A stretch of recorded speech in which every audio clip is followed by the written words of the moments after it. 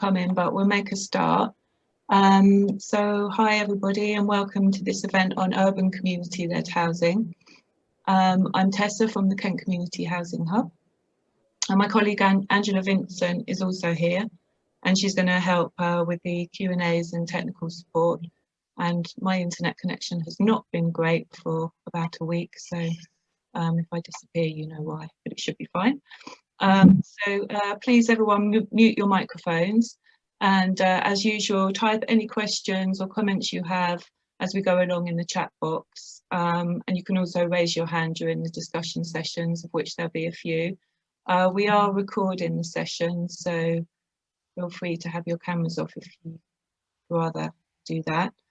So yeah, I'm really pleased to have this Charlie here to talk about this subject, because I think in Kent, you know, we've got a number of quite large sites and a few sort of garden cities and villages springing up. So it's be really useful and helpful to see what others have done in other areas of the country, and Charlie's expertise on this. So I'll introduce you to Charlie. Charlie Fisher. He splits his time between the architecture and design practice Transition by Design, which is a social enterprise and cooperative, working mainly in the community-led housing and sustainability sectors. And he's also undertaken a PhD at Oxford Brookes University on urban housing delivery models. Charlie's been involved in a number of national research projects on the sector, supported the establishment of many community-led housing groups in the south of England, as well as working more closely with the design process for co-housing and cooperatives. He's a co-founder of Collaborative Housing, the sub-regional hub for enabling community-led housing in the Thames Valley. So got a lot of expertise from Charlie, and I'll hand over to you now. Thanks, Tessa. Morning, everyone. I'll just share my screen, so just give me a moment. Is that all working fine? Yeah, great, thanks. That's fine. So yeah, I'm from Transition by Design. We're an architecture practice based in Oxford with project architects both across Oxfordshire and in Brighton now. We're a little bit strange for an architecture practice. So we're a cooperative, but we do lots and lots of research. So about half of our work is research and engagement and participatory techniques. So we don't just do architecture, although we do architecture. So we do we're passive house designers. We specialise in cooperatives, co-housing and community land trusts, both refitting, refurbing properties, but also some larger planning applications that we're running through at the moment of 30 to 40 homes for larger schemes, all with a focus on zero carbon and reduced car use. However, we also have this side of the organisation which is around engagement and participation. And so we have founded an office space organisation called Makespace. We run urban rooms, and we try to increase engagement around planning housing issues, specifically on homelessness.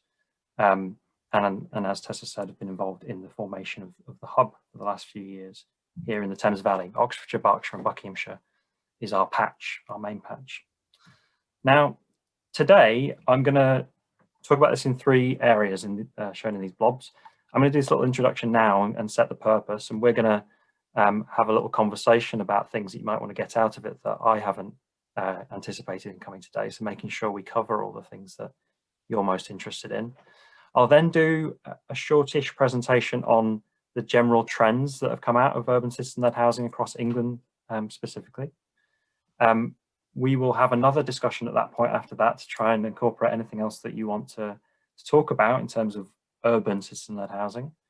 We'll have a break at 11:30 for 10 minutes, and then we'll come back in, and the final part of the session will be specifically on opportunities for garden communities, so garden villages, garden towns and garden cities, knowing that there's a number of you in the room today that have a lot of experience in that, specifically coming from local authorities as well. So we'll try and talk about the Kent examples and how they relate to the different things that are going on across the rest of the country, with my interest being on how you can bring in the characteristics of community land trusts and the original aspirations on the garden cities movement from the early 20th century or the end of the 19th century. I will refer to a few different terms across this, and although I'm not going to do a primer in community-led housing for this session, I can answer questions, or we can, with Angela and Tessa. I just wanted to introduce two broad terms. So I'll talk about housing cooperatives and co-housing groups in this. When I talk about those, I'm generally meaning organisations that look to satisfy the requirements of their members. So there's a sort of inward-facing element, even if there almost certainly is lots of outward-facing elements as well. And also then community land trusts, and they'll feature heavily, who would have a wider geographical remit or a wider purpose around community of place, a specific community of benefit. And those two things can sit on top of each other. They definitely do work together, but you'll hear me mention those two things throughout. I'm not going to talk a lot about retrofit and self-help housing in this talk. I'm going to mostly talk about new build housing. So we can raise that in the discussion sessions if you want, because that's other things that we're doing. And just to give a flavour of different organisations that are coming up to do this. This was some research that was done in 2016 that I've represented on this map around hotspots based on districts and counties. In London, what you find down here in the south, the dark red bit, is high incidences of groups trying to do something. So this isn't related to delivery at all. So this is just where are people trying to do things and how are they, which forms are they trying to do it with. So in London, CLTs are very high up, but so are cooperatives, TMOs, people taking over their existing blocks, people engaging in the ownership and management of their estates. In all the cities across England, co-ops feature heavily. Where you've got community land trust popping up in more rural areas, where there's an association with the price of land, speculation of land, and so the identity of a community land trust is often applied. So the big hotspots there are places in the West where there's high levels of retirees, lots of social engagement. There's some co-housing groups there as well. So you find there's some overlap, although there's not a lot of research done on that, so you can't say it for sure. And then up in the north, more of a use of the cooperative model because there's more familiarity with that, because there's links particularly in the cities to union models and Labour Party.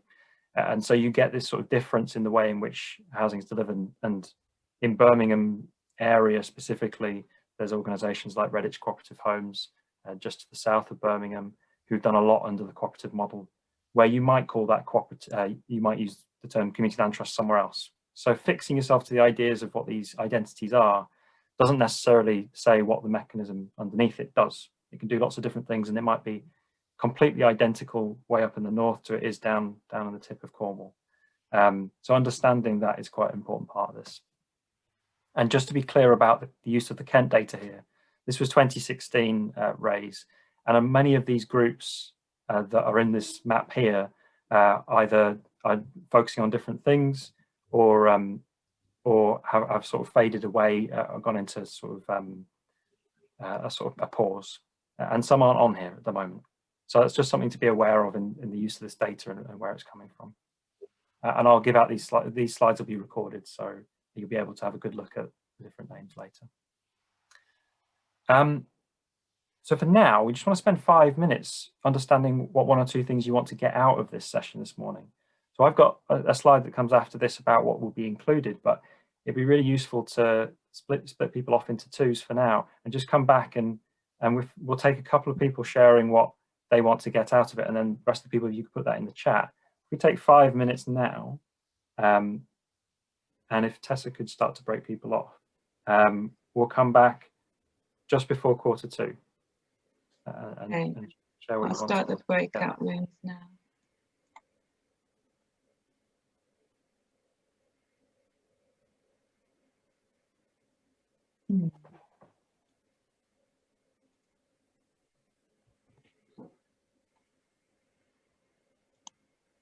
Okay, sorry, I'm having a bit of a problem with this.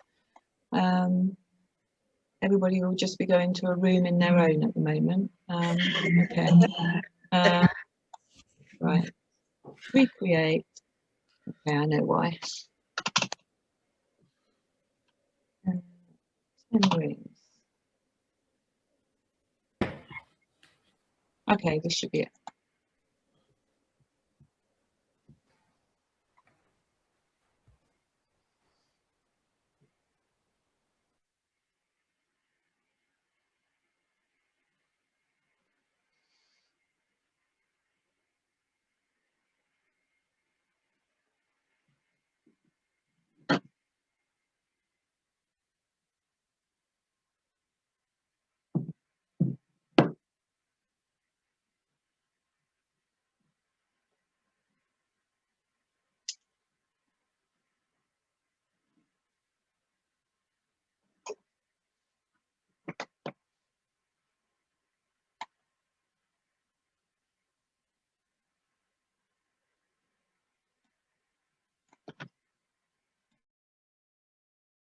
I was in there on my own. Someone hasn't joined.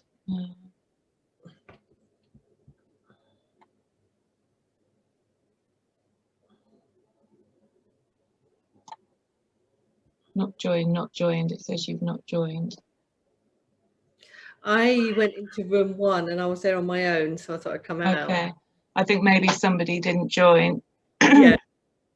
Join you. Did you have to press something that said join?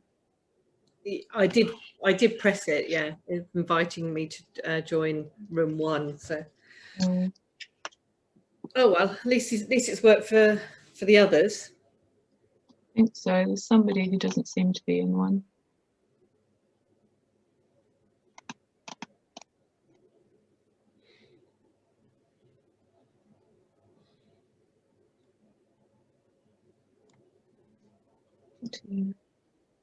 That's they've chosen not to.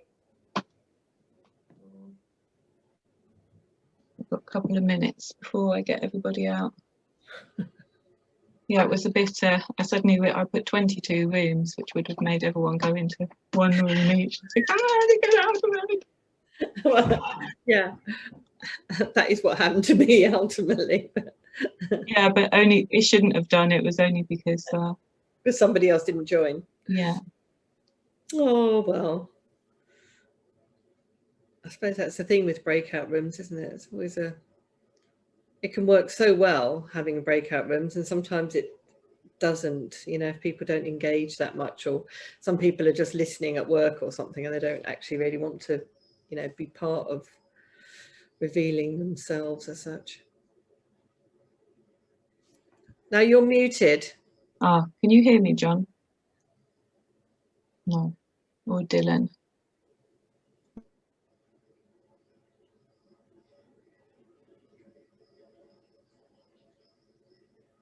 You're muted again. I'm not talking, I'm talking to myself. But you are muted. You keep going on mute.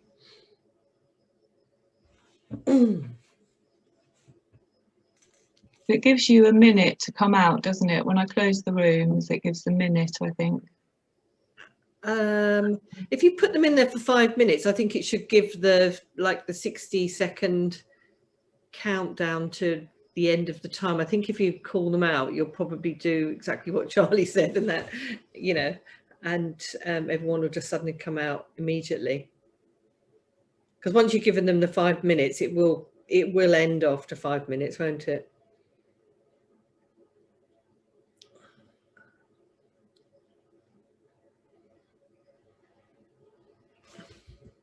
You've gone on mute. No, it's fine. I'm talking to myself. I'm just going to close all rooms again.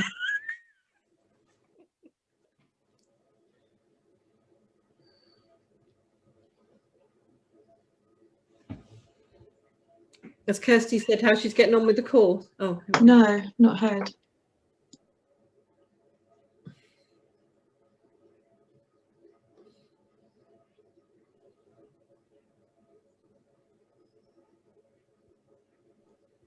Okay, so we just wait for everybody to come back now. I hope those rooms worked okay. You're very clever. I was most impressed. Yes, thank you. It was I had to improvise today. You've done very well.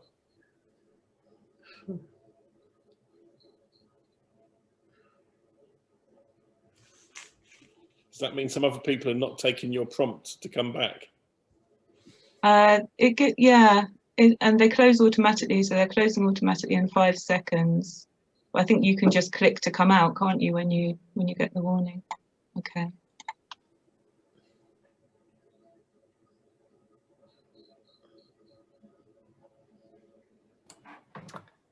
Thanks for that. Hopefully you all managed to get into little groups and talk about a couple of things that you'd like to get out of today.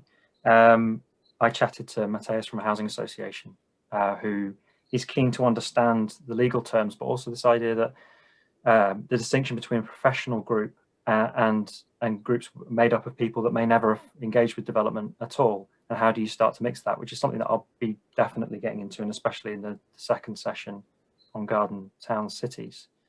I wonder if anyone else wants to we've got 5 minutes here until 10 to. If anyone else wants to share something that they'd like to get out today.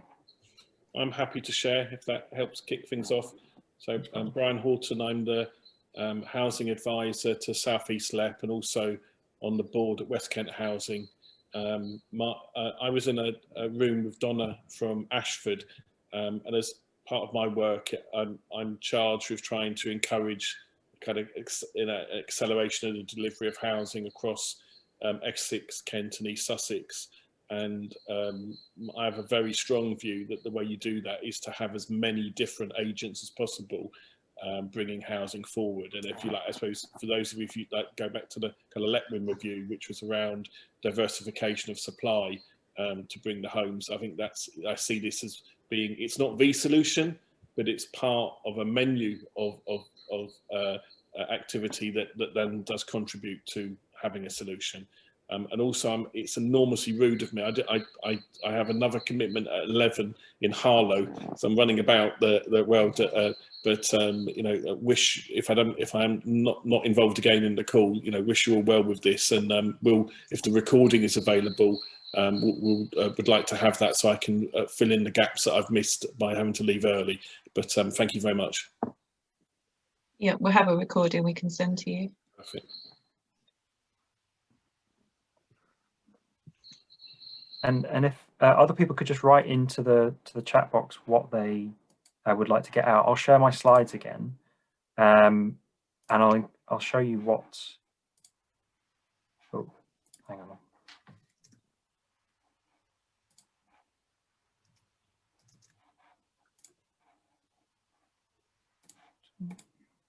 There we go. There we go. So I'm going to cover in these 3 areas: development tactics, specific community activities, things that community-led housing groups will lead on, through to local authorities and stewardship. So I'll cover in these 3 broad areas. If you have things that sit outside of this, we'll come back to this in the discussion sessions and see whether or not we can make sure we've answered all of your questions.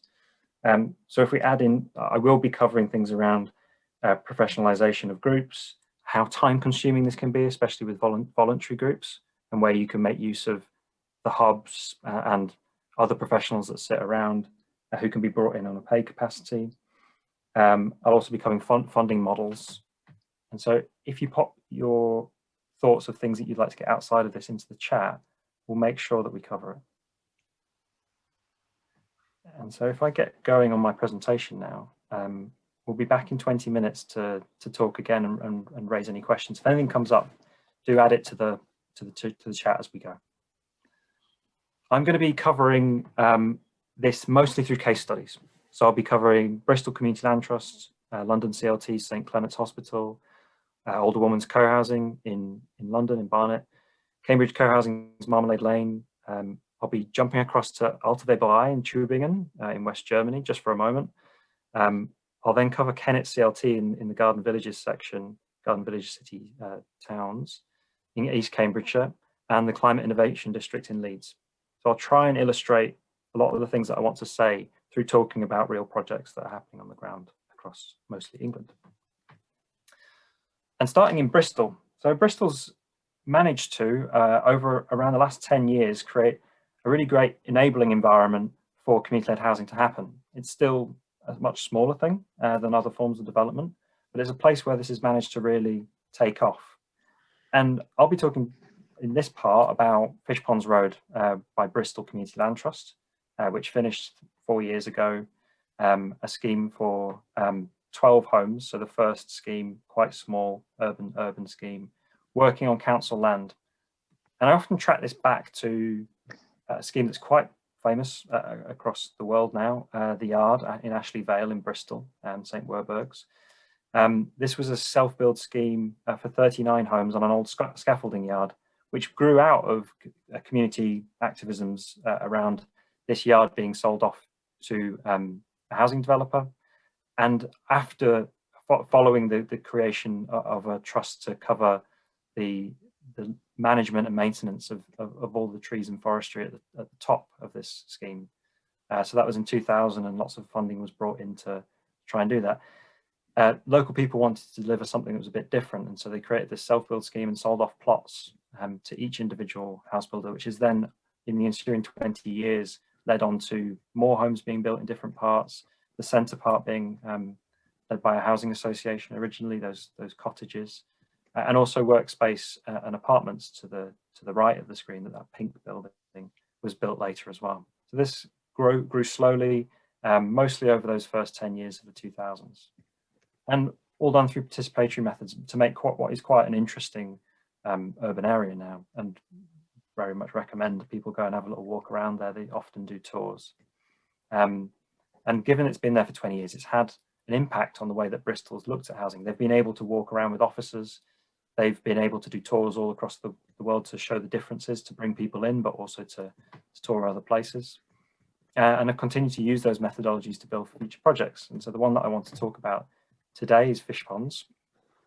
Now in 2012, they established a community land trust out of the back of having done the Ashley Vale project. They decided they wanted to do this more broadly, but look at affordable housing, particularly in Bristol, as an expensive place to live.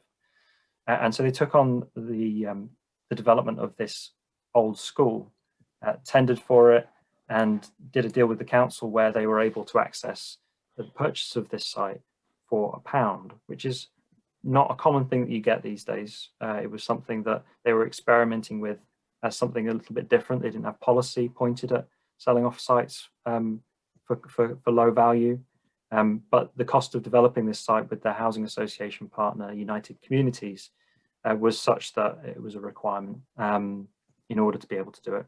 And it was an overgrown site that the council was struggling to sell at the time. In order to do this, Bristol Community Land Trust had to become a registered provider of social homes. So they could access the Affordable Homes Programme back in 2014. And they then also accessed a £1.2 million loan to do this, with their housing association partner taking a strong lead on the development of the homes, bringing in that expertise and hosting the officers that worked for Bristol CLT. So they were embedded within an organisation where they could lean across to the next desk and ask a question quite readily. That was a big, important part of incubating this community land trust at the early stages. And it continues to be a real opportunity for partnering with housing association sector. The community land trust officer can be funded through their own finances and grant funds and things, but being able to sat there and engaging with people within the development sector is very important.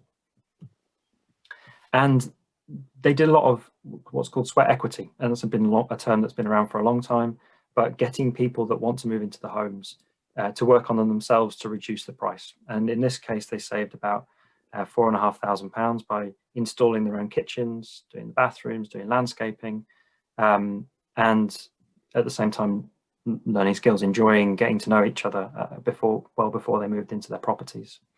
And for the shared ownership properties, there's been very large demand. So for the 4 beds and the 1 bed properties, there was only 12 of them, I think in the end, maybe 6 of them, 6 of the rented properties, and they had huge demand to do the next project to showcase that people really wanted this and how affordable it could be as a first project.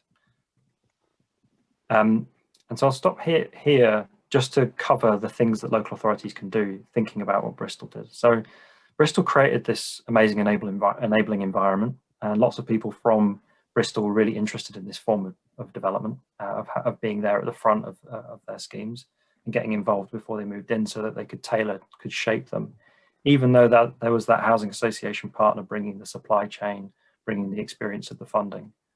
They can get involved in direct intervention and also financial mechanisms.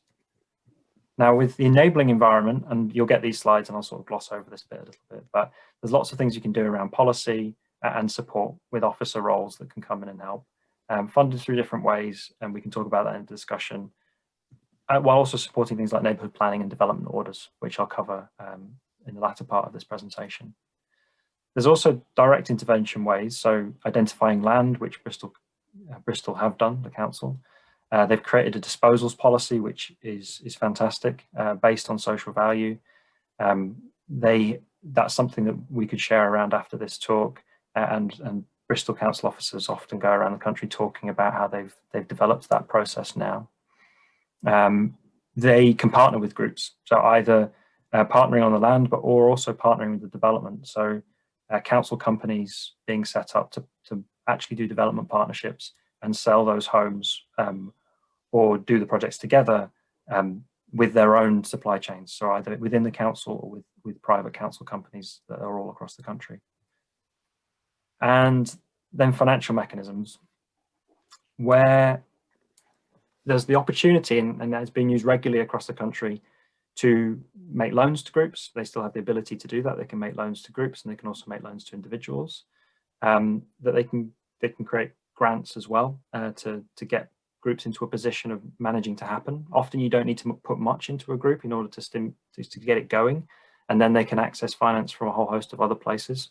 Although with the lack of community housing fund, of people that are aware of this, that's been quite a struggle outside of this. So getting councils to offer these small grants can get the wheels moving to access other loan products elsewhere. And then the simple use of underwriting and backing finance, so backing share offers and making sure that the risk is removed, or reduced rather, is a big part of that. Moving on to St Clements Hospital in London. So this one I'll use to illustrate community organising specifically, and planning obligations. So Section 106 agreements is something that I've been asked to bring up today. This was done between 2012 and 2017, but it really started in the top left here. This was a sort of catalysing moment after London Citizens, a community organising group focusing on a whole range of issues in London, had been campaigning this for about a decade or so before they put it to the London mayoral hustings. And one by one, they all, once one had said it, that they were willing to support a CLT on the Olympic site, they each got behind it. And once Boris Johnson eventually took it on, London Citizens applied pressure in order to follow through on that demand. Now, he didn't in the end. He decided that they needed to prove the model in London first. And so London CLT were given the opportunity to tender on a site owned by the GLA, Greater London Authority, through Homes England. And the point there was being able to be partnering on some of the affordable homes, the intermediate homes. And the eventual winner, although the Community Land Trust with the developer of their choosing, Igloo Regeneration, didn't win the site, the authority really wanted a Community Land Trust to be there in the picture. And so they persuaded Galliford Try, who were the developer on the site, the winning developer, to work with the Community Land Trust. In this case, it was called East London Community Land Trust, but it's now called London Community Land Trust today, to develop the Section 106, the planning obligations part of this, specifically for those homes for sort of average wage Londoners, so this sort of medium figure. Often these can be quite expensive as shared ownership. And so the agreement was made that they would take on this new model of trying to sell homes at a low cost, but with discounts based on local incomes. So trialing how to match affordable housing specifically to incomes, which has fallen out in the last 30 or so years as a way of defining affordable housing. And Galliford Try was the developer. So I'll use these sort of layering diagrams throughout this presentation. Galliford Try, with the dotted green line being the developer, they were the ones that were bringing forwards the scheme. And then they would pass into ownership, this was the intention, into a community land trust. I'll often use purple as a colour for community land trust through this talk. They would own the freehold of the site, and that's not quite happened in the end, or is a work in progress. And then they would lease with 250-year leases to the individual homes. So, and these homes are pepper potted all across the St Clements site, mostly in the new build area, or sorry, entirely in the new build area, because of the reduced cost of maintaining those properties for this new fledgling trust. The old properties at the front would have cost more. And so what they've got is 23 affordable mortgages, 5 one-beds, 12 two-beds, and 6 three-beds, which at the time of finishing were about half of the price of a local property. And they were designed to be a third of local incomes, which I'll talk about in a moment. Now, they were intrinsically involved in the creation of the Section 106 agreement, these planning obligations, and 2 areas in particular. So they had the facility to default to shared ownership if not the community land trust. So this particular community land trust was mentioned in the Section 106 agreement. And they also gave the ability to agree a separate nominations agreement for those intermediate homes. And that was the 2 facilities that the community land trusts were involved in and would have to be part of. And so they created, I don't need to go through all of these, but they created this great allocations principles and made it very clear how people would get homes in this scheme for those 23 homes. And they've gone on to use this as their form of allocations policy since, which you can get on their website and is available on the Community-Led Homes website, which we could probably give links to afterwards. So you can go back to these. And they've moved in now. So people have moved in, but this principle that I mentioned at the start is that everyone pays, or the rents, the mortgages are valued at 35% of a median monthly income, that average cost. And so the way that they do that is they take an average income, they times it by 4.5 in order to get a sort of standard multiple of a mortgage. And that formula is locked in from that point on. So the next house that they sell to, the same formula is used. They value that mortgage, and they've got 2 lenders going back to back on offering these mortgages, the Parity Trust and Ecology Building Society. And it's experimental. So they were seeing whether or not this would work, whether people would want them. And they got something like 230 applications down to that shortlist, people wanting these 23 homes. Huge amounts of interest in this because those homes were so affordable on this part of the site.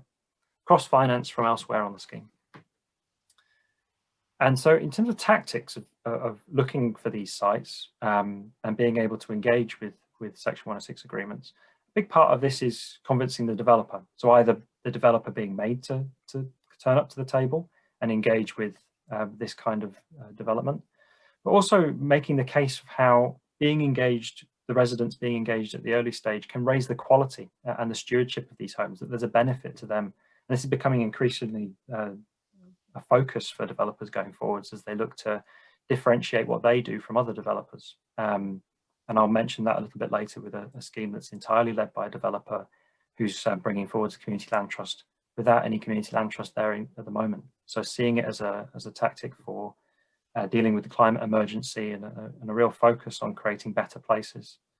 And then for co-housing groups particularly, being able to make off-market purchases. So being able to turn up at the beginning and say, we will buy this part of the site off you, and access financing from a different area reduces the risk to developers by knowing who they're going to sell to, who's going to buy the eventual homes, potentially by bringing in some deposits at the early stage. And so co-housing groups are starting to get a bit smarter about making these deals with developers at the outset, and authorities can help with that. And that's in combination, I would say, with inclusion in things like the Section 106 agreements. So knowing who the stewardship partner will be eventually and naming them in these agreements. And that also helps bring more community support behind the need for social rent. And often social rent is being lost within Section 106 agreements in favour of affordable rent or more expensive affordability products. Being able to really strongly make the case with the evidence of housing needs surveys or other surveys that are done throughout the early stages of pre-development can make sure that you've got homes that people can afford. and that's obviously taken from elsewhere at the moment with a reduced need, a lack of affordable homes program or grant specifically for delivering social rented property, but it can be taken from this, and so it's worth thinking about. And then particularly partnerships. So partnering with that affordable provider is the other area that I would focus on here, whether that be a housing association locally or a council company, and you can combine all of these three approaches. They might in this process use mention sites within neighbourhood plans, making use of things like community right to build orders that we can talk about in a moment. There's not a lot of funding for things like that, and so they'd have to be funded elsewhere, but using some of those powers from the Localism Act in 2011 is something that isn't often used by community land trusts and co-housing groups. Often it can take quite a lot longer, especially where you've got a larger urban neighbourhood doing something like a neighbourhood plan. But it's worth getting in there just because it's one of the tactics of making sure a site is brought forwards for this type of development, if that's something that the local community wants. And partnering with housing associations is very common in the Southwest. And so we've got lots of examples of that. Over time. I'll just mention here Ouch as an example of doing work with a housing association. So Ouch is older women's co-housing in London, in High Barnet. They took a very long time because they started in the early days, but things really only started going in the latter years. They tried to bid on a number of sites with a focus for people in their older years being able to live together. And so they ended up developing 25 homes, 8 of which were for social rent, managed by a housing association called Housing for Women. They have this little corner plot where they've encapsulated a green space in the back on a fairly normal terrace street in London. And again, they had Hanover Housing Association helping them by forward funding everything, by bringing in the pre-development finance, where the older women's co-housing group sat forwards as the customers and would be buying it eventually, moving out of different social rented properties or different properties all across London, and could make the case for, and they're measuring it heavily now, and it's something that they're going to be looking at for the next years, is how much better off the people that have moved into this scheme are than being distributed all across London with very little connections between them, physical connections. And so being there allows them to live longer and better lives is going to be the case, but that's under research at the moment. And then one way that's partnering with a developer instead is Marmalade Lane in Cambridge, which some of you may know. It's become quite famous recently, which was council land on a site that couldn't be sold, was struggling to be sold to a developer during the crash, 2007, 2008 crash, part of a bigger project called Orchard Park on the northern fringe of Cambridge. The City Council, this was the site that the Cambridge City Council owned. And because of those crashes, because they were struggling to sell it, they decided to take a different approach where they put out a report looking at community-led housing specifically, and decided to take what they called an enabled co-housing approach. So rather than letting a community group start from the beginning, they wanted a developer to work with them in partnership. And the winning tender came from Cambridge Co-housing and Town, who are doing similar things right across the country at the moment as an enabling developer. A number of different groups lost out, of course, who are less mentioned today, who bid for that site. But the interesting approach is that it was led in this way. And so the developer brought it forwards. The Cambridge Co-housing group were there along the way, exploring different elements of the scheme, making sure that their voice was heard, and being a constructive element to the design brief. And so they moved in 2018 with 42 homes, with much of the affordable housing not being located on this site. So Orchard Park had already delivered most of its affordable housing requirements elsewhere. And so that's why this site could be sold for quite a high price in the end, so of benefit to the local authority, and which is why you don't find many affordable properties in this. I think at the moment there was 2, but that's now had to be removed because they were struggling to sell them because they were quite expensive affordable properties for the target group they were looking for. So we can look at all of these different things for different purposes, but selling a piece of land at that level with a reduced need for affordability changes the way in which the homes will be at the end. But there's lots and lots to celebrate, and I really recommend an urban design group video, which I'll paste into the chat after this, where they talk about how they've coped within the pandemic over this period. An example of local authorities, often we look to Germany, and West Germany in particular. A scheme that's worth looking at, or if you're ever in Germany, is in Tübingen, sort of in the centre. And the local authority took over this old towel factory, which is in the bottom left, and assembled lots of different groups. So they assembled different parcels into these blocks, all with these captured courtyards in the back, facing onto the river in those uppermost examples, developed the urban realm and sold off all this land. So they assembled it themselves. And through doing this in 2015, they netted themselves as a council a surplus of 1.3 million euros for that role. So it was profit making, although they would say it was quicker than the other approaches they were taking with developers, because they did it this way, because each of these blocks has their own little co-housing group. And they reckoned that the result is much higher quality as well.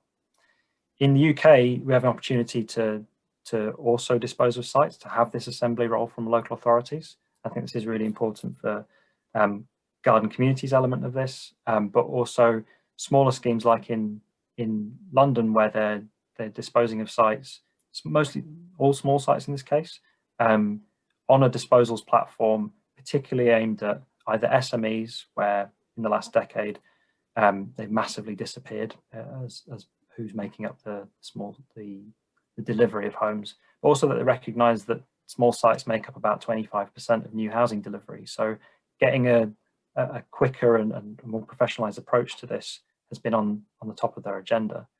And so they've been releasing them aimed at community groups, so collective self-builders, also community-led housing groups coming under the community-led housing definition.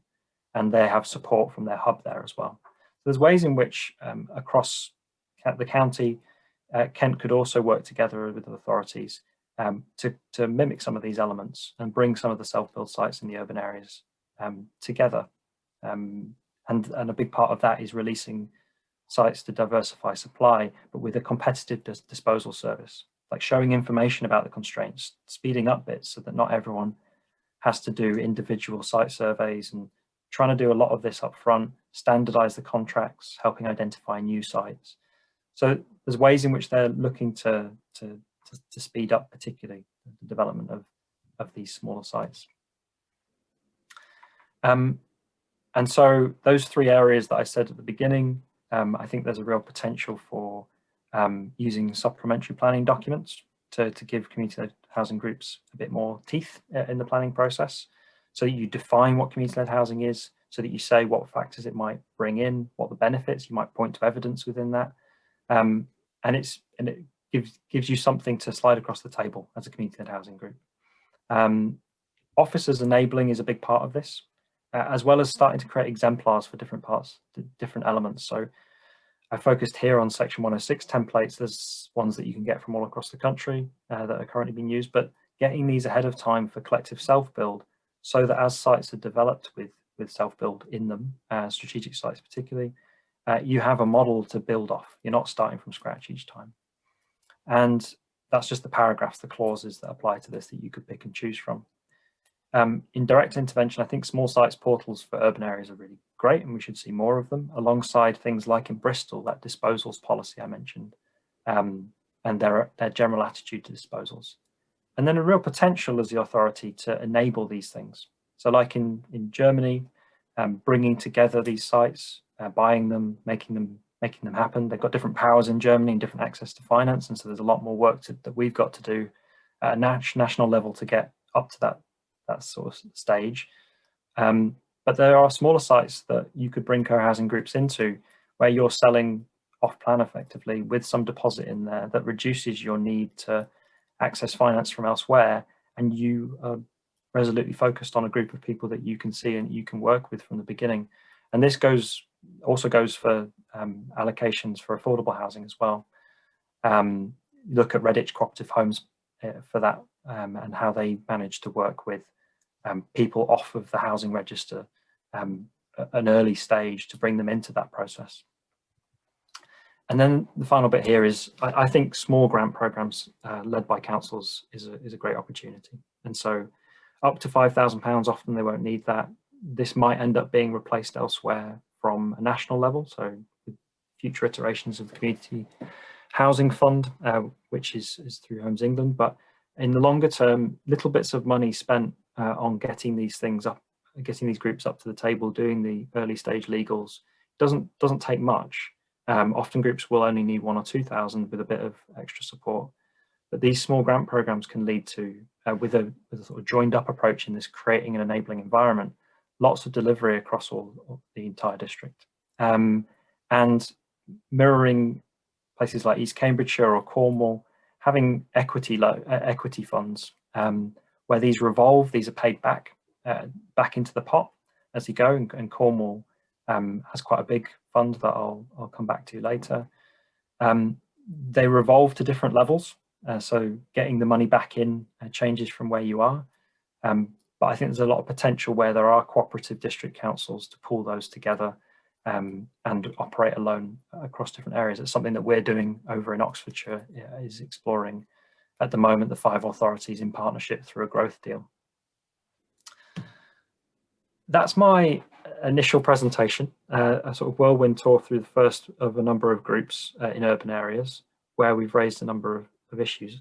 We're going to have a break at 11:30, so in 12 minutes time, but we've got 12 minutes now to just answer any questions that might come up. I'll stop sharing the slides.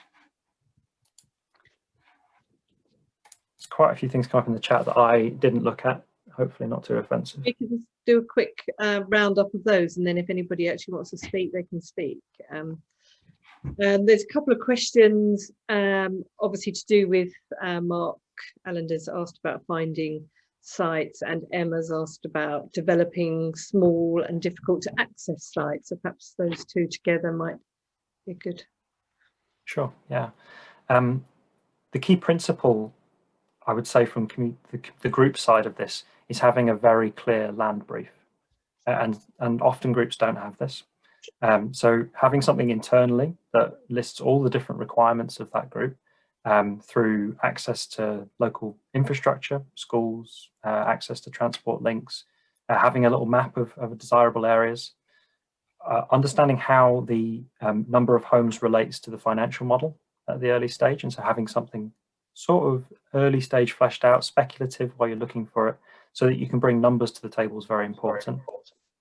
And then having a 2-pager that represents that to everyone else. So it has where you're looking for and the key facets of what you're looking, what kind of site you're looking for is really key. And often groups will descend into an area, into a housing market, and be looking openly, not having agreed that internally what they're looking for, and it not being clear when they're meeting people like local authorities, developers, housing associations, what it is their key things that their red lines are.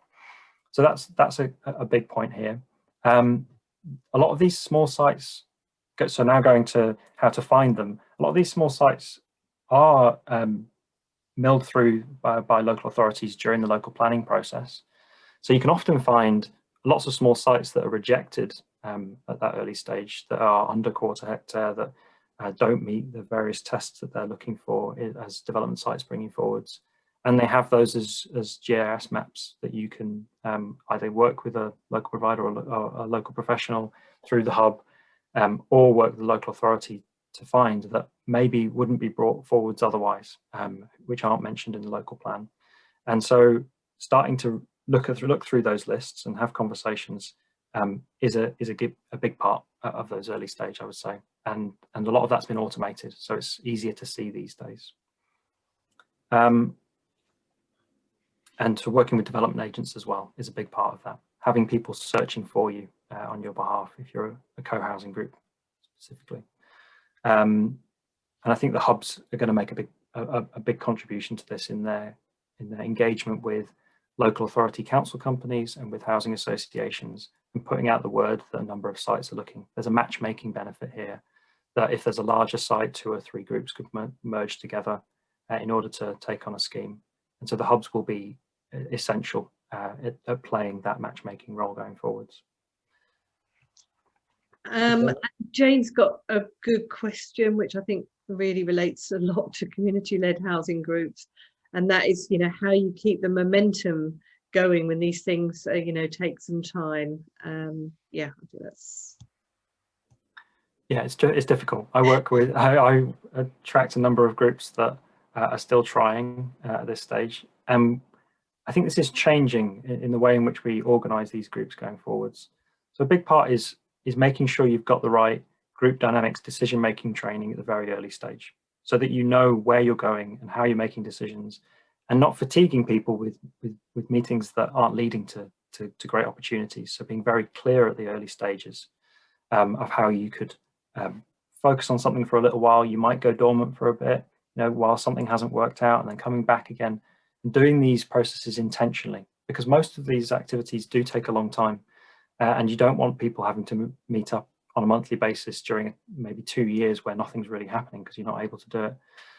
It's not easy at this point still, without that enabling environment sat around at national policy level or at local authority level. And so I would say that to the maintaining the momentum thing. Do socials, try and build some sort of enjoyment out of getting to these processes, and also have a part of your plan set out to maybe move into existing properties as well while you're still waiting for this amazing dream scheme. I think some groups get around to that point way too late, where they realise what they wanted was to buy a farm in a certain place, or to buy a single house within an urban area while they're waiting. And so understanding those transitional parts is useful as well. But it is difficult, Jane, and I do recognise that.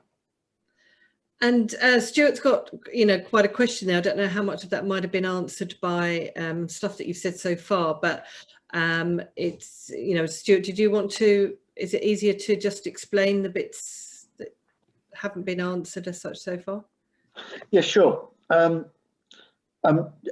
Whilst Charlie has touched on a few of the issues during the last half an hour or so, I don't think he's addressed the real issue. I represent Frittenden Community Land Trust and have been working very closely with Tessa in the last 12 or 14 months, and represent the village of Frittenden, tiny rural community, 800 to 900 people, good CLT membership, and I'm kind of the chairman, secretary, and general doer. There is no land in Frittenden. We've explored every opportunity. We've had Tunbridge Wells planners walk down and cast an eye over what is available, and nothing is available. There was a plot of land that Tessa and a number of people in the village were hopeful that it could be brought into an opportunity for low-cost housing, low-cost rented accommodation. But it fell by the wayside. Since then, another plot of land has come on board, has been identified, and I tried to negotiate with the owner, the landowner, either for myself or for the village, but he chose to go with another developer, and that plan is now, that piece of land has now been adopted by Tunbridge Wells Borough Council, or is about to be. It's a site that will house probably 34, 35 properties, 32 to 35 properties. And I've been in negotiations with the developer, and we've worked out quite a detailed financial model. And I have secured funding for a substantial part of the process based upon a cross-selling of 2 or 3 of the properties. And every door I knocked on in Tunbridge Wells Borough Council, whilst the intent was there, Sarah, I can't think of her surname, was really helpful in pointing me in lots of different directions. but the answer was no. So I ended up with a conversation with the head of the Tunbridge Wells Borough Planning before Christmas, who turned around and really said that he didn't like the idea of cross-subsidising Section 106 because it's a new site, and as far as his numbers were concerned, he was looking for 40% of 32 or 34 properties, and really drew a line in the sand under it.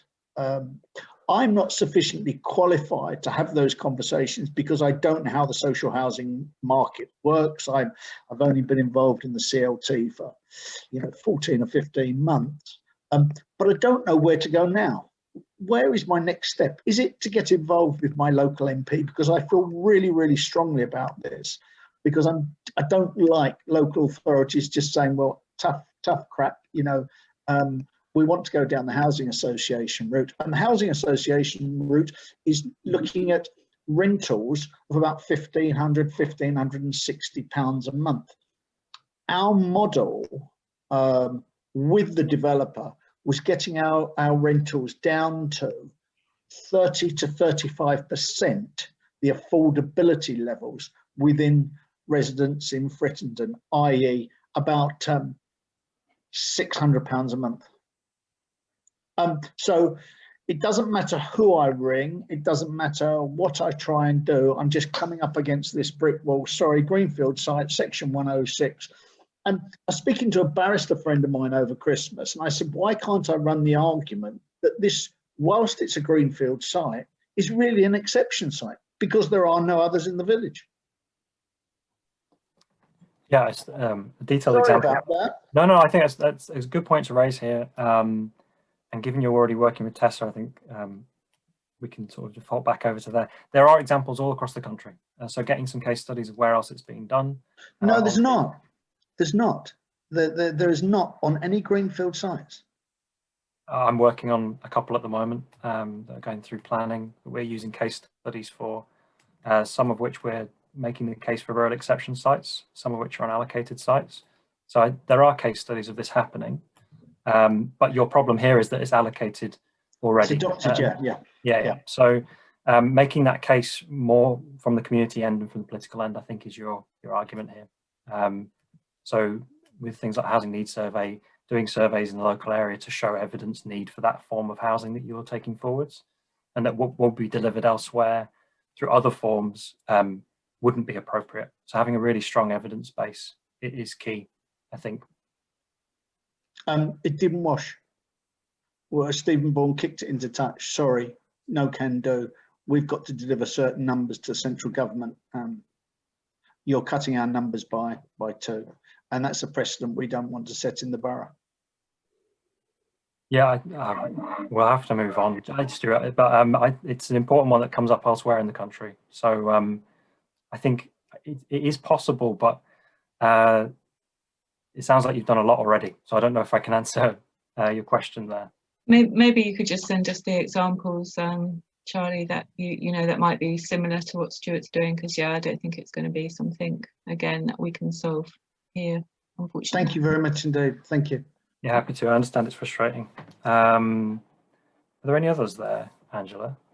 No, I mean, there was general about interest in development and finance, but I think they're sort of quite broad questions. And obviously it's 11:30, isn't it?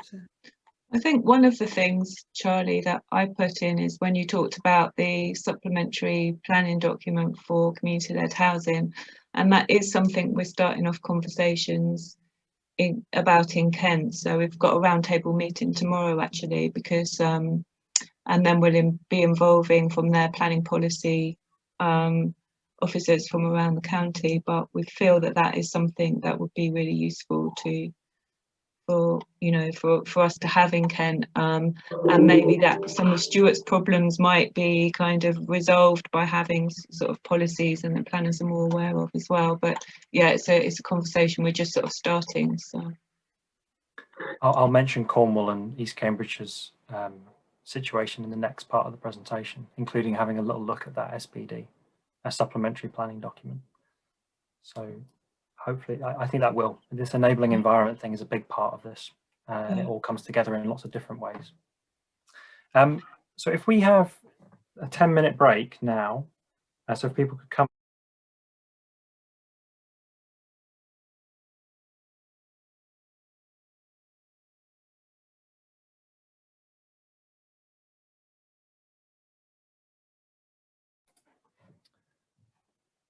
Okay, so if we get started in the next session, I'll just share my screen while the last few people are filtering back from their tea breaks.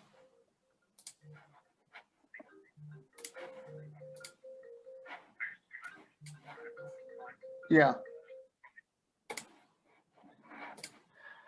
So this session, I'm going to focus on garden villages in particular, but I think this applies for garden towns, garden cities as well. I would say that this is a conversation that has been peripheral to the Garden Communities programme so far, because of a lack of community land trust examples across England and Wales that we can point to and say are examples of getting involved in the stewardship at this larger scale. Although across many smaller sites, community land trusts have managed to pull together what is quite a significant amount of homes, but on a number of different smaller sites. So community land trust is a potential.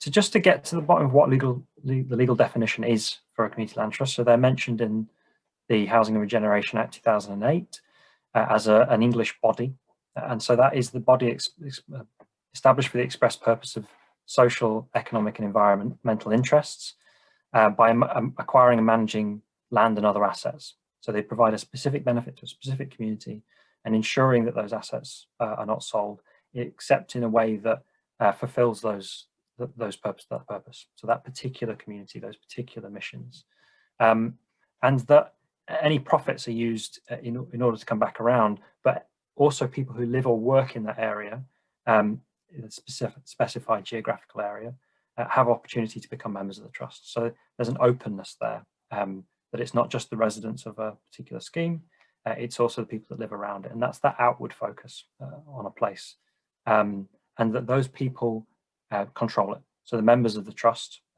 not the directors, the members together, and there's facilities for engaging them. They're the ones that own it, they're the ones that control it. And we explored this in Oxfordshire through a report last year around the Oxfordshire Cotswold Garden Village, which is now called Saltcross Garden Village. West Oxfordshire District Council led that conversation at the end of 2019, while they were looking for what their stewardship model might be on their 2,200 home scheme. So a bit smaller than some of the ones in the Kent area. And we have a number of community land trusts already existing across Oxfordshire. So Dean Court, where Oxfordshire Community Land Trust is, they're an umbrella trust for the entire county. Tame CLT that are just bringing forwards, I think it's 42 affordable homes on a rural exception site outside their town.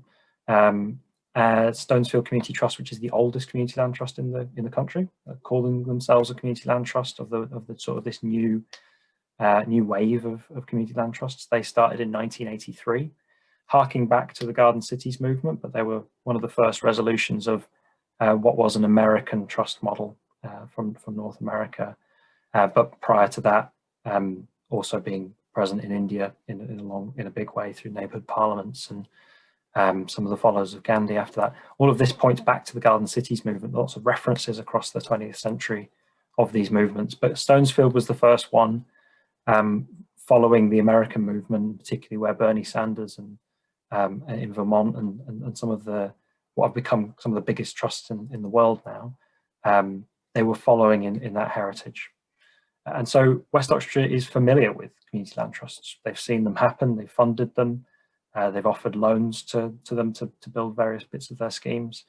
And Saltcross comes in that context.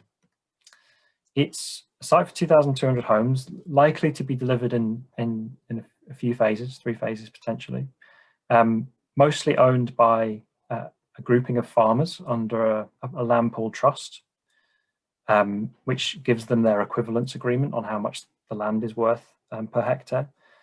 But at the front, along the main road, is mostly owned by the county council over in the west of the site. They own a park and ride and office space, and then an Oxford college. So they're sort of the enabling land sites that have brought together the different farmers, and all done through the agency of Grosvenor Developments, based in London, and their estate in London, but Grosvenor delivering this as an agent, not as a landowner. And within this, within the outline planning permission that's out at the moment, it hasn't been approved yet, they will have to include 5% self-build on the scheme, which equates to 110 homes. And at the moment, they've proposed 3 sites across 3 different phases. And we were challenged to take on this problem, which is a single site, separate parcel. That we were looking for, how could a community land trust take on a piece of the land under that collective self-build approach?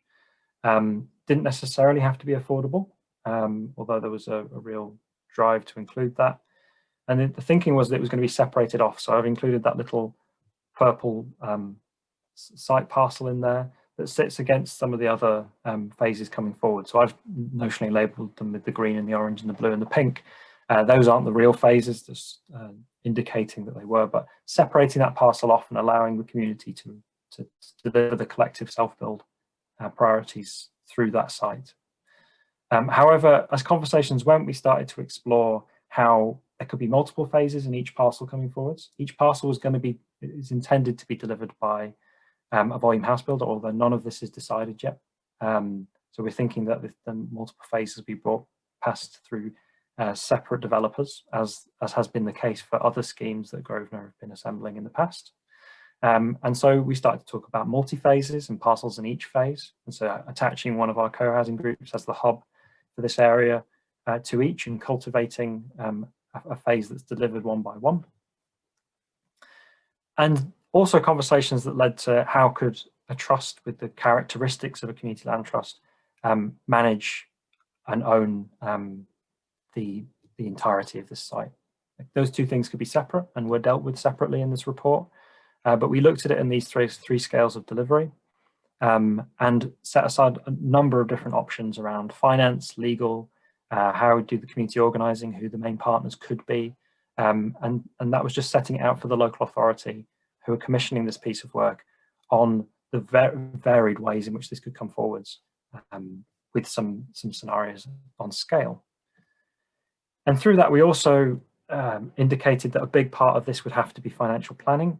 So understanding what income streams this trust would have if it was going to be successful, how it might lean on endowments or Section 106 payments, how it would require service charges, which community land trusts still currently have an exemption for, along with cooperatives of being able to charge those on a leasehold. Service charges and ground rents have been a big part of the community land trust sector in terms of the model going forwards, how they're funded year on year. And so it was a big blow as the new leasehold legislation was coming forwards to see that might be applied to community land trusts and cooperatives where the aim is for long-term stewardship. And so that's where that exemption came from, although there's still much work to be done in making sure that holds. But the thinking about this as the long-term evolution of the trust was core. And so understanding that it might take 10 to 15 years to build out, so coming to 2030. And there's other schemes all across the country, from the remnants of housing action trusts in the early 90s, which transferred to housing associations, through to the existing parts of the Garden Cities movement through Letchworth and others. And also estates across the country where they were managing to take on the ownership and running these estates month on month, and being able to charge these as surplus making models. And I'll go into a few of those case studies in a moment. But these things take a long time to build out. And so there's a lot of opportunity while professionalizing this trust and making sure it's run by the right groups of people with the right skills, while still managing to have proper representation of people from within that, both residents of that community and also residents of the existing community that in this case was the village of Ensham, which is almost being doubled. Understanding that this would take a long time. And so there's lots of lots of time to develop this trust in a really strong way, and that the phases would be delivered at different points. And so making sure that to get across the point that this would be run by an estates group that are really heavily focused on managing this in a professional way, that are able to run this and have the income to run this properly. And to get away from the idea that a community land trust might be a group of people that have never engaged in development before that point. This can be something that has really strong levels of participation from a local area while being a very well run estate focused on a very specific geography. And so we started to flesh that out, but it wasn't part of the original brief. Now we're starting to do that work on endowments, service charges, estate rent charges, looking at different businesses that could be run across the site, such as with energy.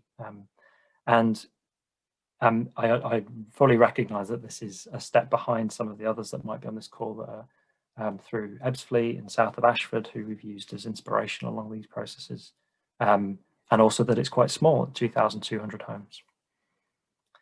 The main case studies we used were Kennet Garden Village, which is as far as I understand, the only Garden Communities Programme participant that is, or site that is calling itself a community land trust. And that's because of that enabling environment that I mentioned earlier. They're really heavily behind community land trusts as a form of delivering affordable homes in their district and now within the Cambridgeshire and Peterborough Combined Authority.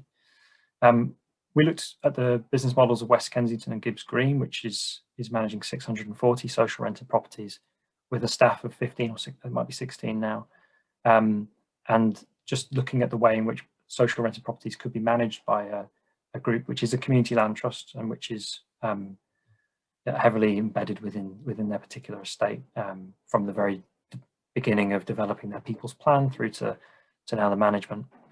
And then one which is coming forwards that I mentioned earlier around developers starting to see this as a benefit or core to their mission.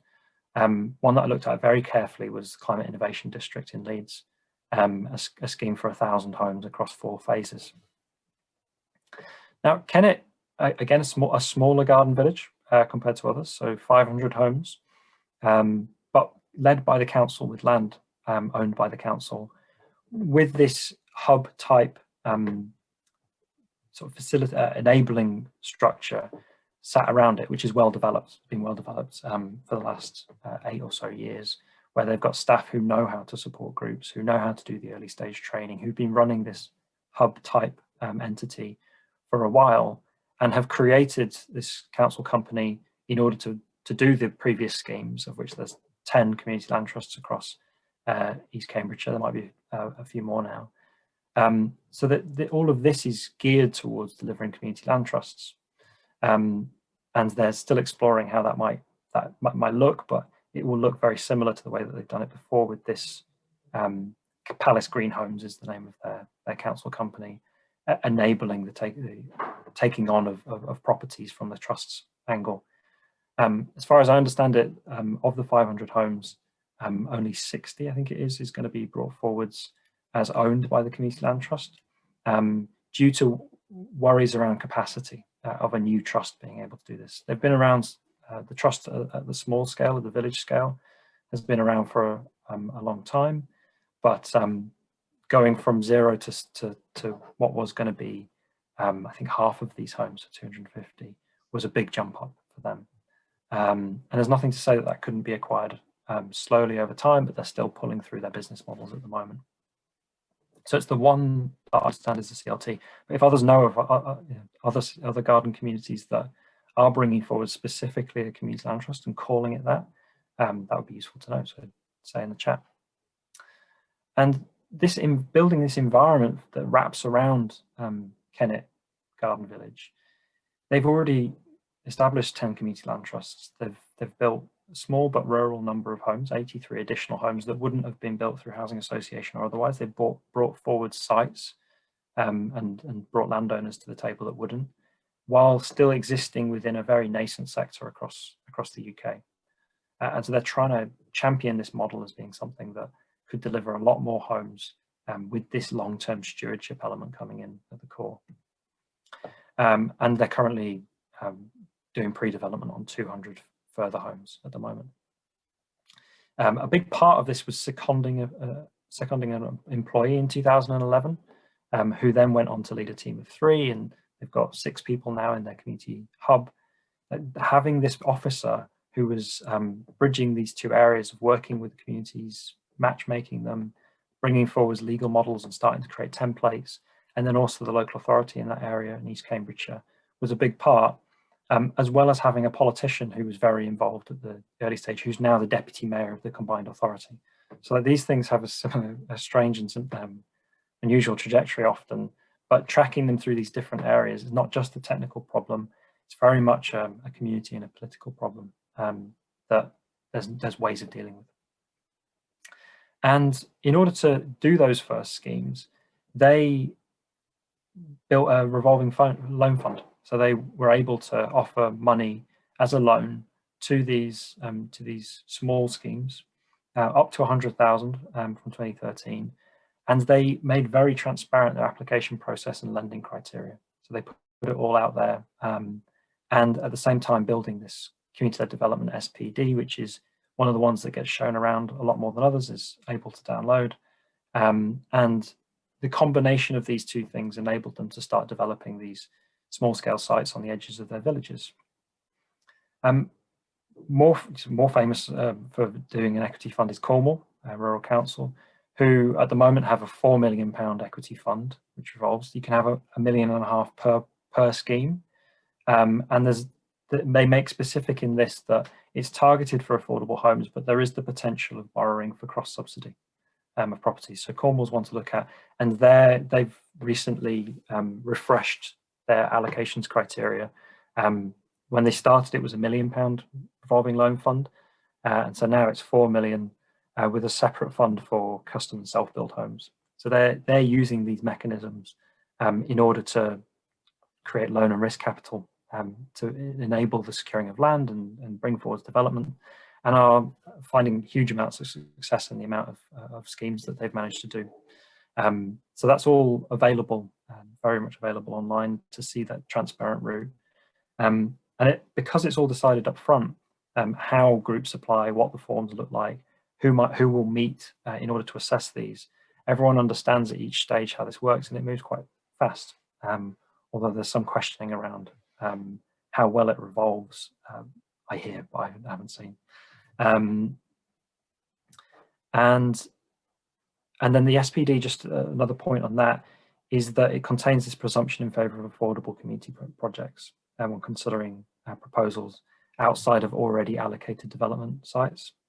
So that's worth keeping in mind in the creation of supplementary planning documents or guidance across your areas.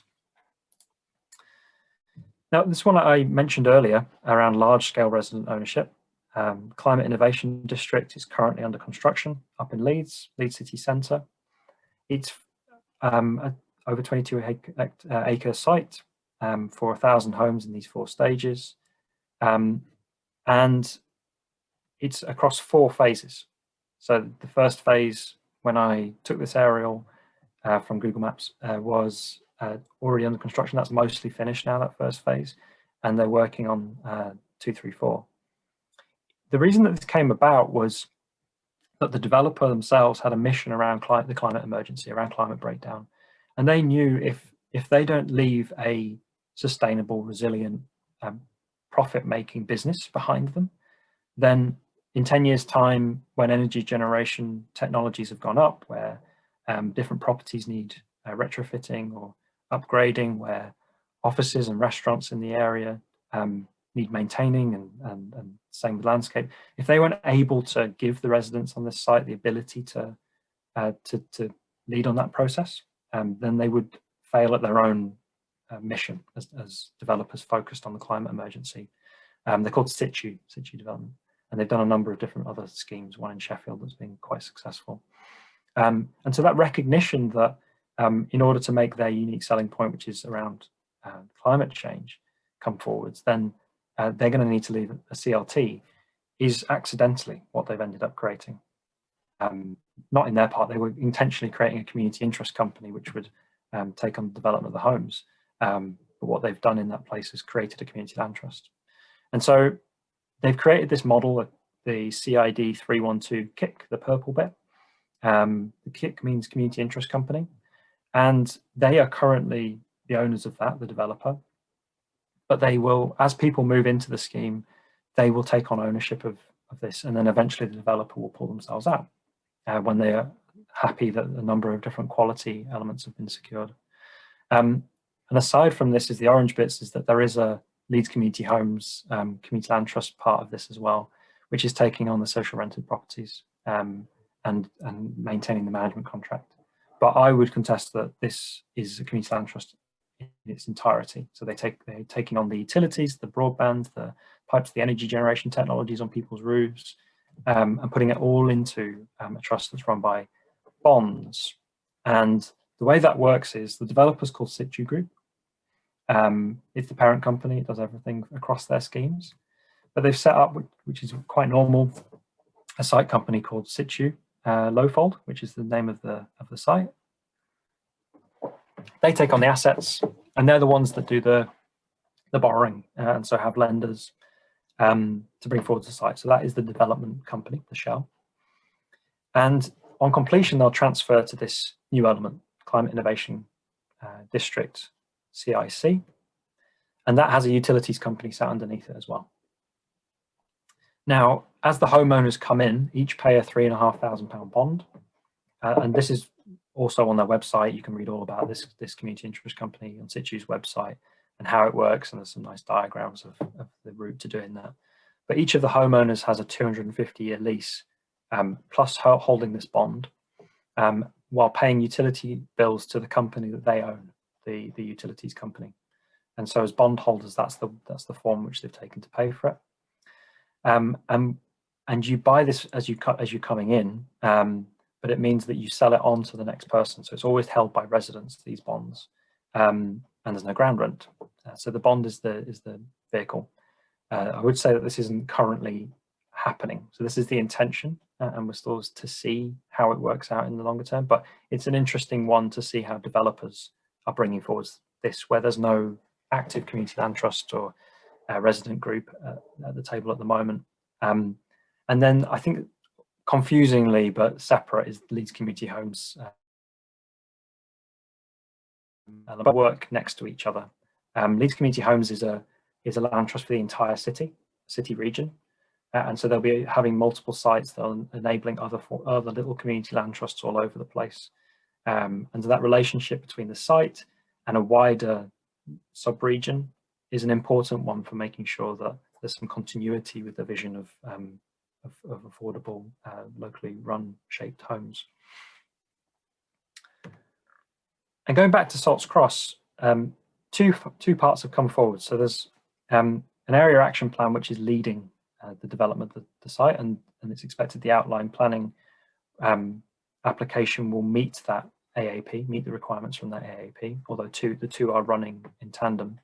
The area action plan was published a couple of weeks ago, so can now be read through in its finished form.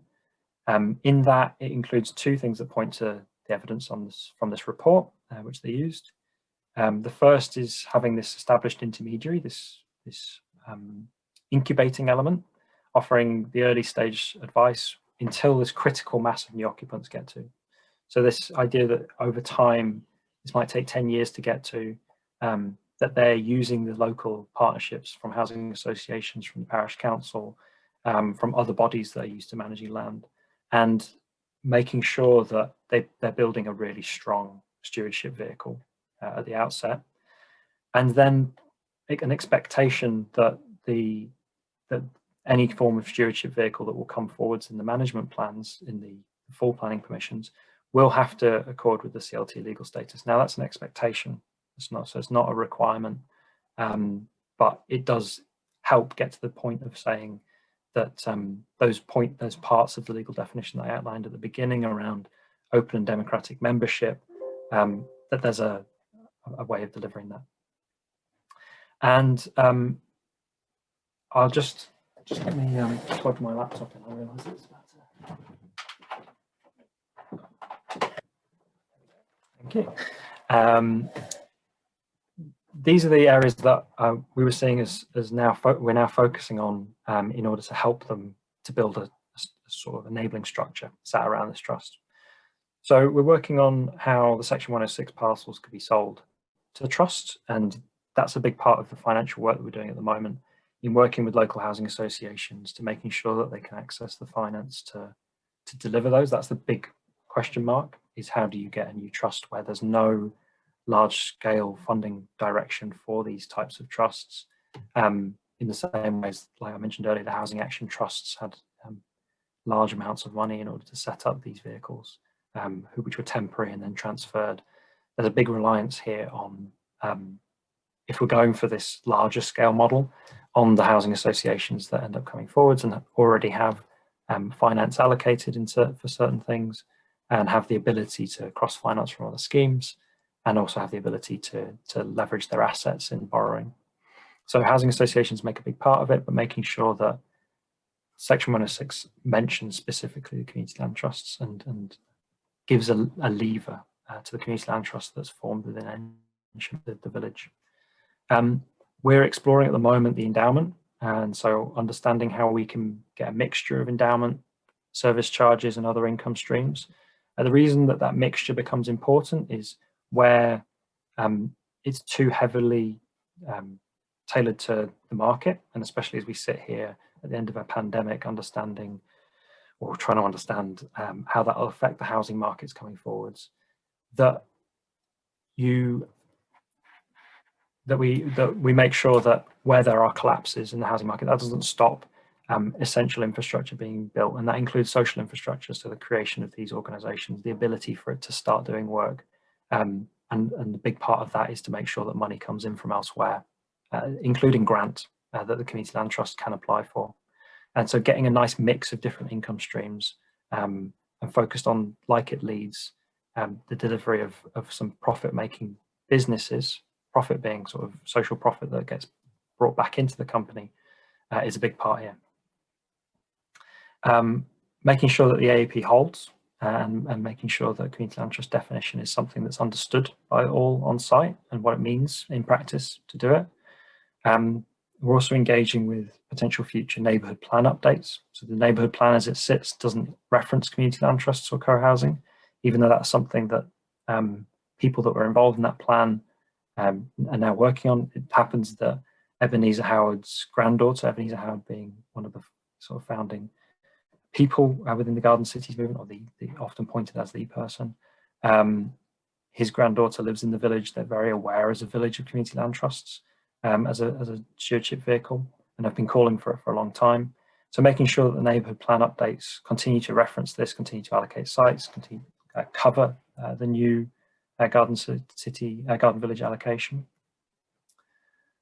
And the local plan, which has a self-build policy H5, and has done a lot of work on what their housing register means, their self-build register, sorry, that continues to have, future iterations across the next decade, that continues to reference community land trusts, co-housing, and starts to build a supplementary planning document, which has been the topic of conversation in West recently as they build out their affordable housing SPD.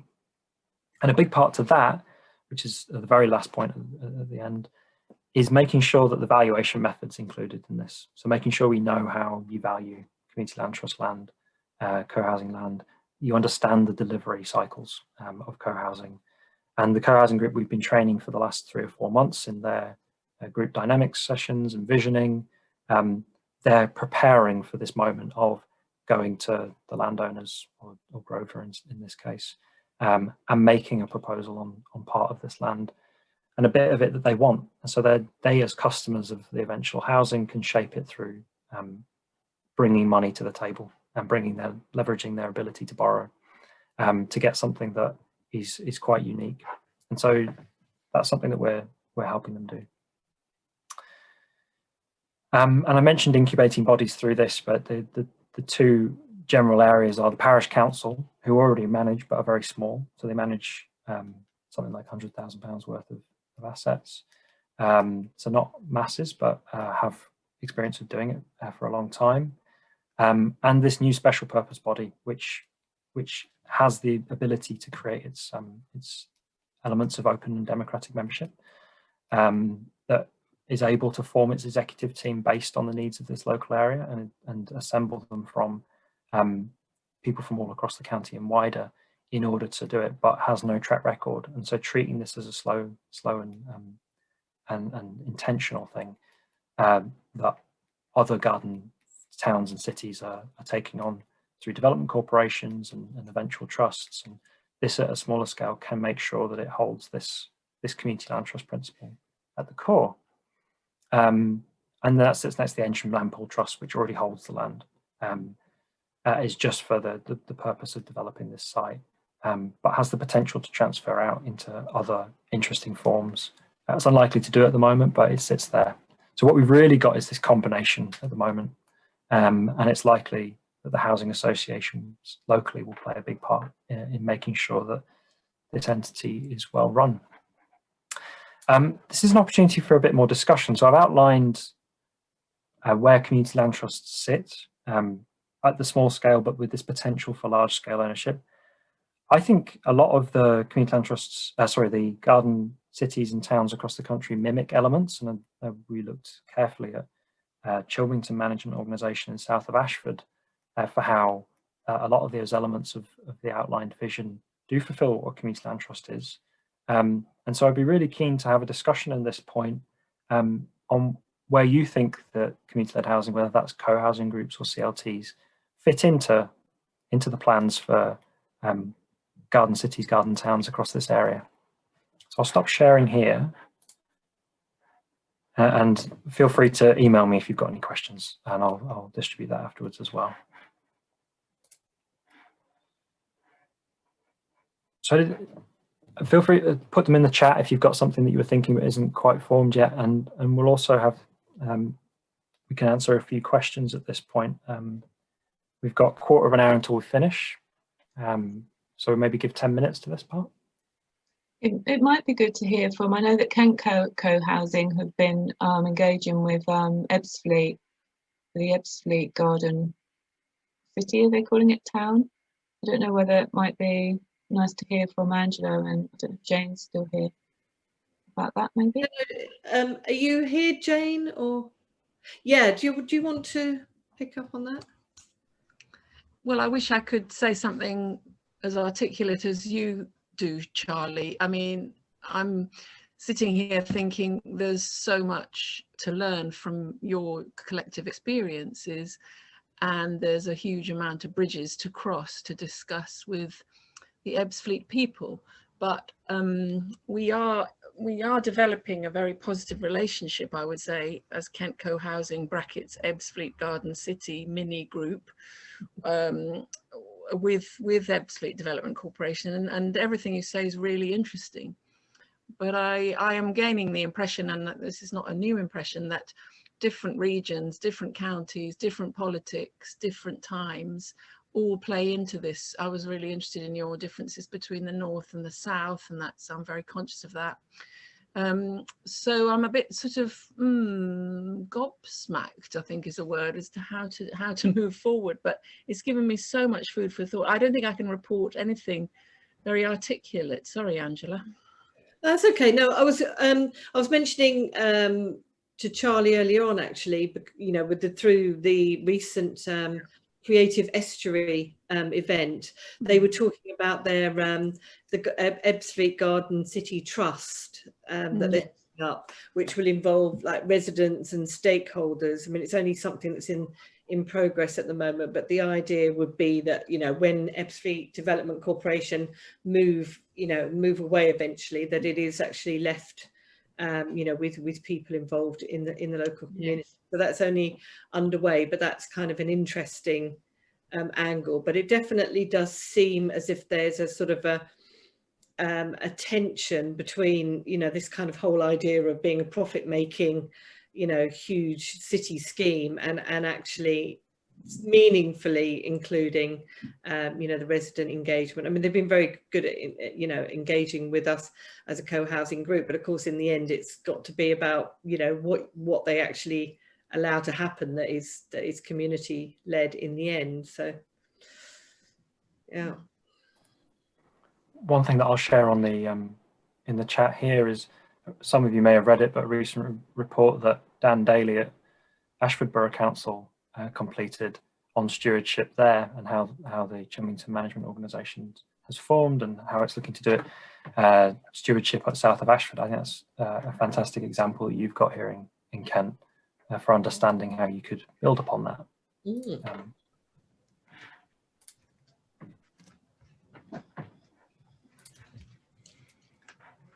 Were there any other questions that anybody wanted to speak?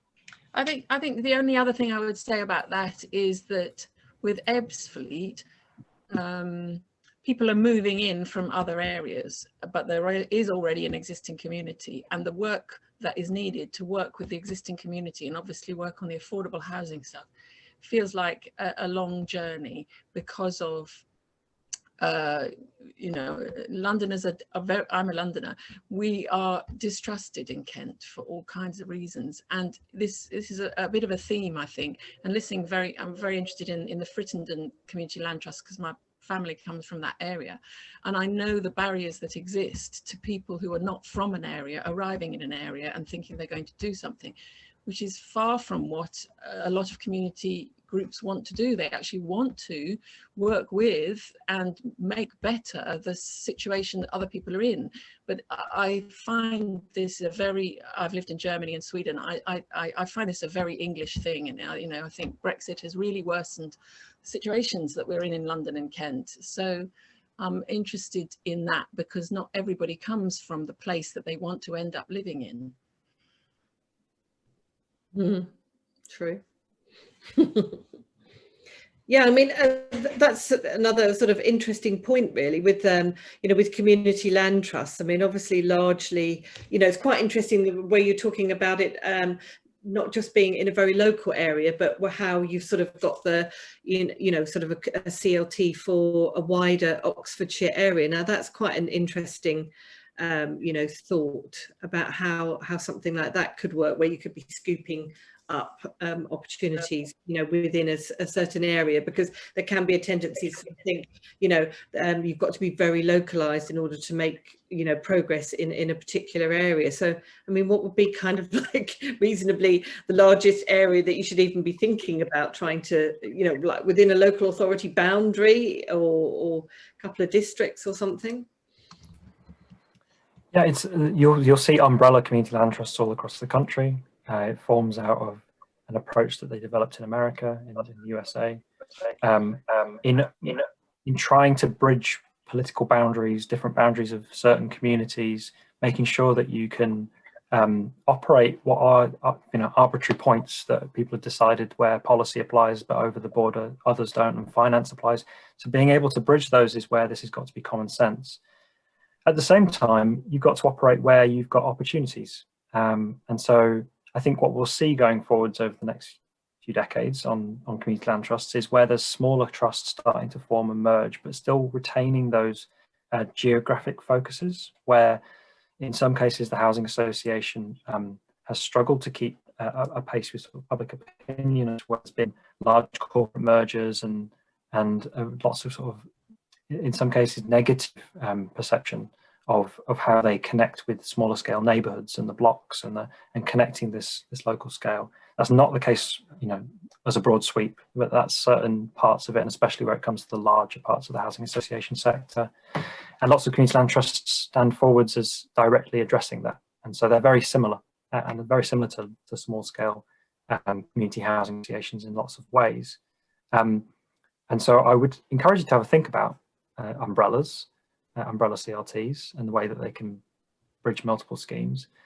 But I think the difference that we've got in where we looked at other garden communities management organisations, there was a lack of the voice in this of people that work there. And so that's going to be a key part of this garden village. There's lots of people that work there, not just the residents involved in the stewardship. And not just the companies, you know, that own it, but actually the people that work in this place, even if they don't own their company, you know, having a voice in the way that place works, because they go to the shops, they might visit friends, and so making sure that voice is there. And then making sure that the voting records, so the ability to vote each year and have a control over it, doesn't start to water that down, you know, through only having, say, a quarter of people, of residents get to have a vote on certain very big issues. Making sure that you've got good, tight structures, and we'll get more on that, I think, as people get comfortable with this idea. I think more of this will come forwards, especially post-pandemic, of local people running the small-scale places where we've seen pretty resilient communities. And so make sure, like, we build those, rather than having protections to stop people from making decisions, making sure we've got the structures to facilitate really good conversations, and to feel comfortable that people that live and work in a place will make the right decisions for the long-term future of a place as well. So yeah. That's very positive. Thank you very much for your positivity. I mean, if no one else has got another question, I mean, how can you ensure you keep these democratic structures democratic and they don't get sort of infiltrated by, you know, people who actually want to make a certain thing happen, which is not necessarily of community benefit? Got any thoughts on that? Yeah, sure. We've probably got, I will answer that. We've got probably 5 more minutes until we start closing down. So if anyone else has other things that you want to address, please pop them in the chat or have a think about the next question.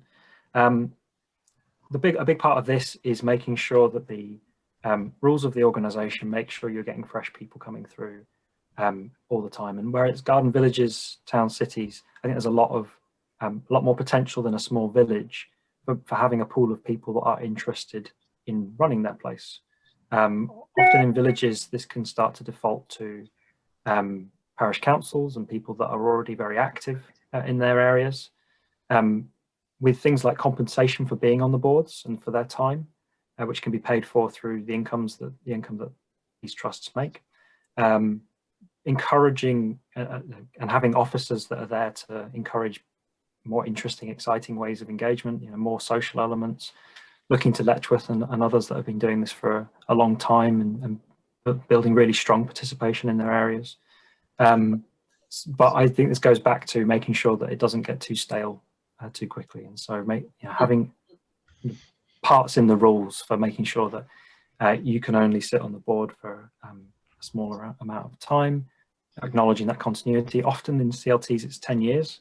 I think often that can be quite a bit too long. So we're sort of thinking every 2 or 3 years, having cycling that through. It's very difficult. It goes back to Jane's point around how do you keep momentum, how do you keep people active. And for small village trusts, the reality is they have these cycles where they're very active while they're doing a scheme. And then for a few years after, they maintain that activity because, you know, it's all within local memory. And then they go through these periods of being slower and just managing the trust. And then the next scheme will come by and it'll go up again. So riding these waves is part of it, but I don't think if a proper approach to funding these trusts is taken, that at villages, towns and city scale, that needs to be the case. We can properly fund you know, and keep people excited and alert and engaged within the management of these organisations. Thank you. Any other questions? Maybe we can wrap it up there then, so I can pass it across to Tessa. I'm happy to answer questions, so I put my email address in there. It's charlie@transitionbydesign.org. I'll pop it in the chat. So if there are things that you want to follow up on after this, I'm happy to have those conversations. Okay, that's great. Thanks, Charlie. I think there's a really lot to think about there and consider and investigate and research. So yeah, that was really, really interesting. And as Charlie says, if you have any specific questions, contact him, or you can contact or come through us, and we will send out a link as well to the recording of this, and to go over it again.